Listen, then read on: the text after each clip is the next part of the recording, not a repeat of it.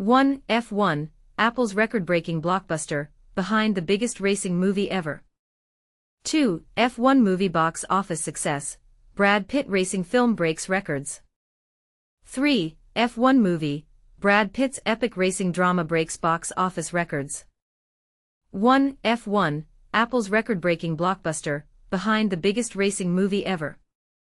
Buckle up, Apple's latest blockbuster, F1, the movie, is rewriting the rulebook in ways that few predicted. Even before its theatrical run has finished, F1 has sped past every previous Apple film release in terms of box office earnings, leaving its competitors in the dust and igniting heated debates about the future of streaming studios in traditional cinema. But here's where it gets controversial. For a company built on selling gadgets, does smashing box office records even matter? Distributed by Warner Bros. Discovery, F1 rocketed to over $293 million in global box office sales over the weekend. This outstanding performance pushed it ahead of Ridley Scott's 2023 film, Napoleon, which grossed $221 million, making F1 Apple's most successful theatrical venture to date. What's fascinating is Apple's relatively brief history on the big screen.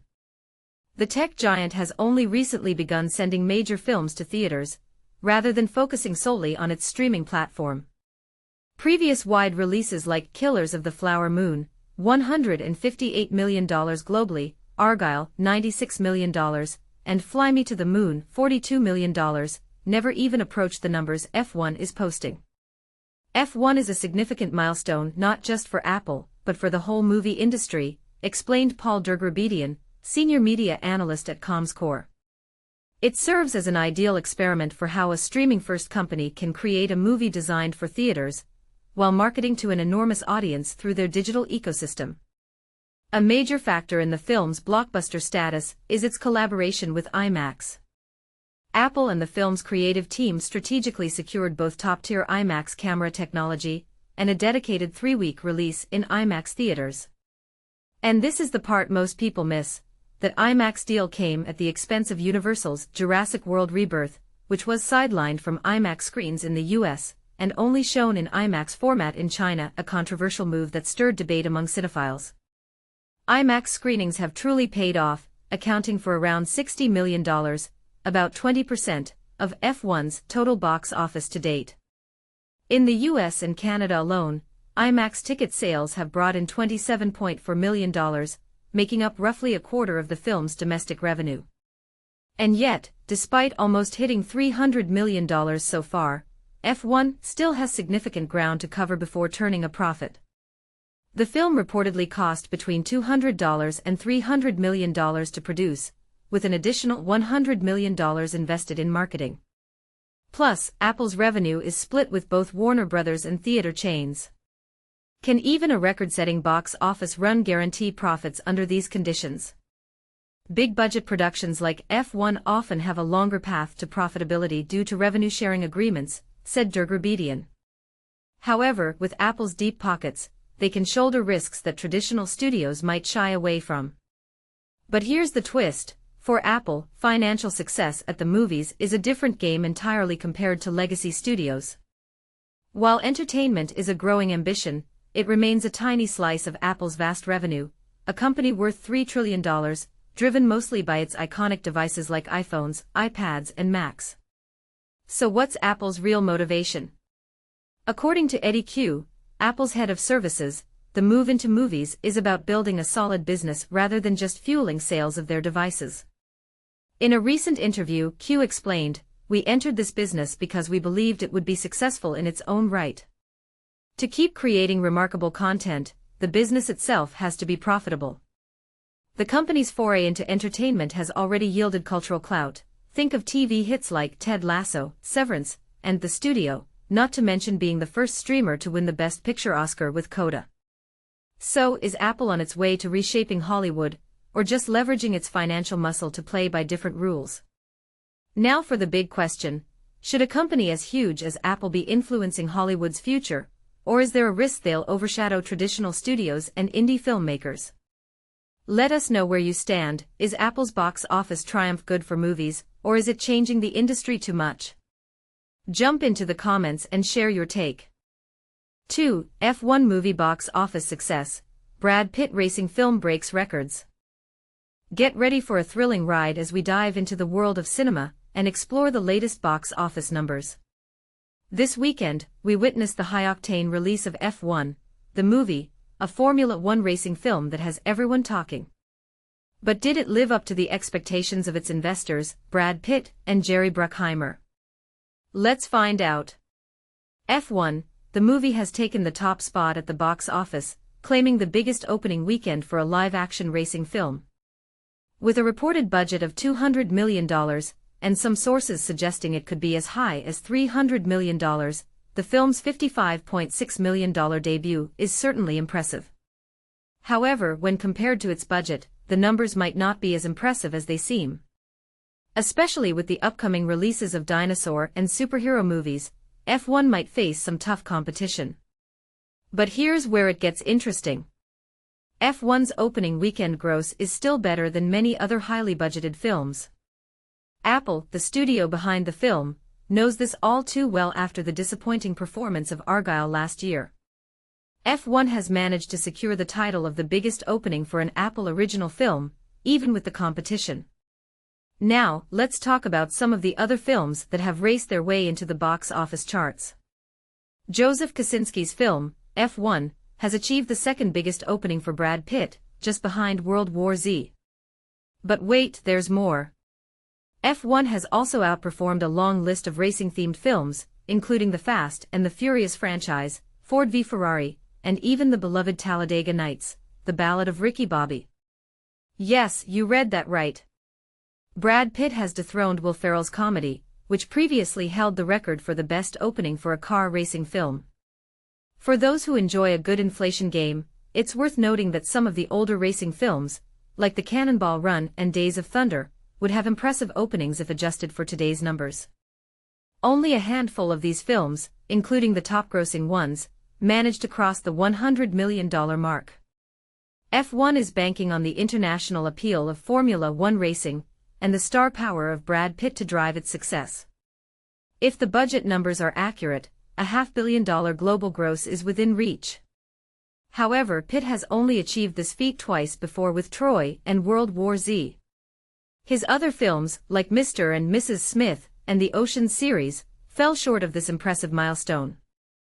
Among films with budgets exceeding $200 million, only a select few have managed to gross over $500 million worldwide with openings under $60 million. Apple and Warner Brothers, the studios behind F1, are hoping that the film's success will rival that of the iconic Titanic. Moving on to the rest of the top 10, we have some interesting tales to tell.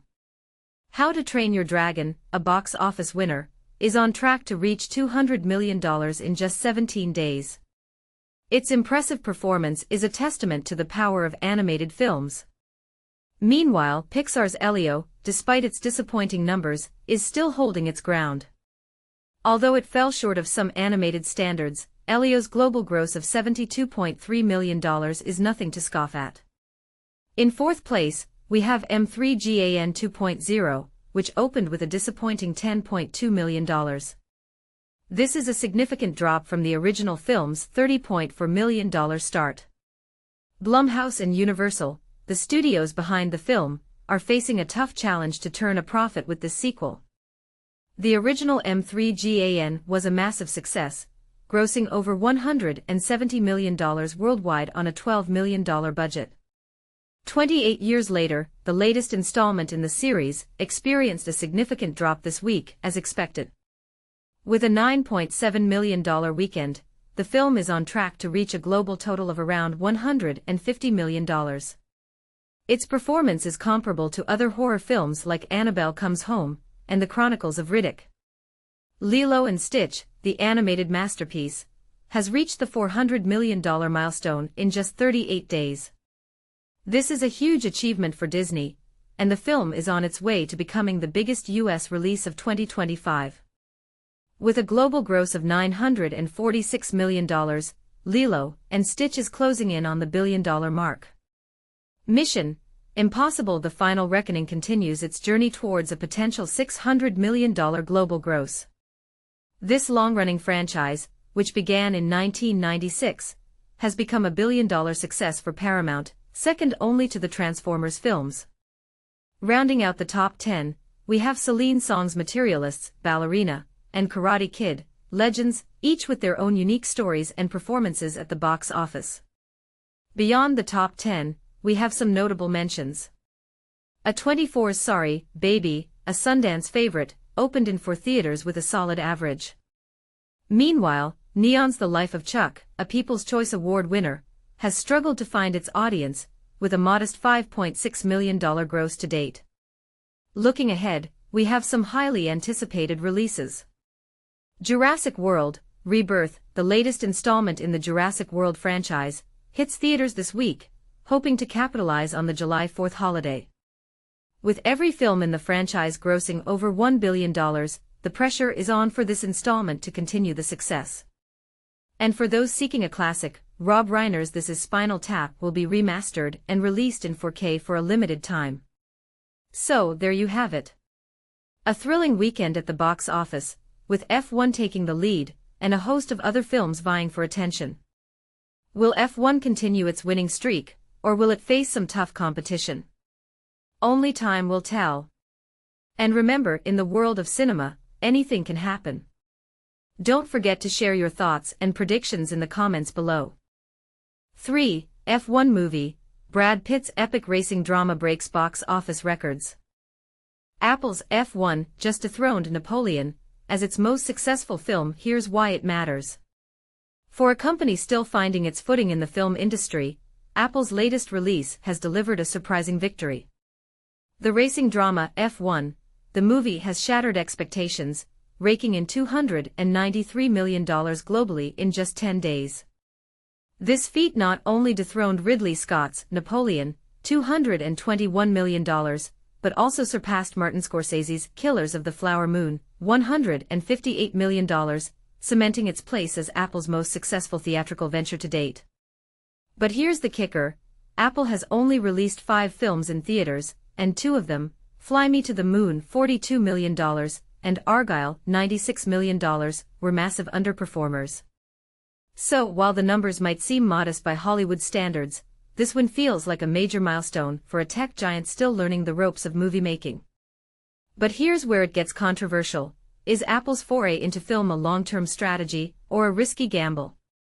After years of financial setbacks, like Killers of the Flower Moon and Napoleon, both costing over $200 million without turning a profit, F1 was seen as a make-or-break project. The pressure was high. If this crowd-pleaser flopped, Apple might have abandoned theaters entirely, doubling down on its streaming success with shows like Severance and Ted Lasso. And this is the part most people miss: while F1 is a box office win, it's still far from profitable. With a $250 million production budget and $100 million in marketing, the film needs sustained momentum to break even. But Apple's $3 trillion market cap gives it room to experiment, unlike traditional studios facing shareholder pressure. Directed by Joseph Kosinski, Top Gun: Maverick, F1 stars Brad Pitt as a washed-up Formula One driver mentoring a rookie, a formula that's both familiar and fresh. The film's opening weekend alone generated $57 million domestically, and $146 million globally, marking Apple's strongest debut yet. But don't expect a runaway success. Competitors like Jurassic World: Rebirth and upcoming blockbusters such as Superman and Fantastic Four, the first steps are already vying for audience attention. Even in key markets like China, $22 million, the UK, $17.3 million, and Mexico, $12.3 million, F1 faces stiff competition. What truly sets F1 apart is its filmmaking approach. Shot using immersive IMAX cameras across real Formula One circuits, the movie delivers a visceral experience that's hard to replicate on smaller screens. IMAX alone has contributed $60 million to the total, proving that premium formats can still attract audiences. But here's a question for you: should Apple double down on high-budget films, or is its future better served by leaning into streaming? The answer might determine whether this F1 victory is a turning point, or just a fleeting moment in Apple's cinematic journey. What do you think? Share your take in the comment.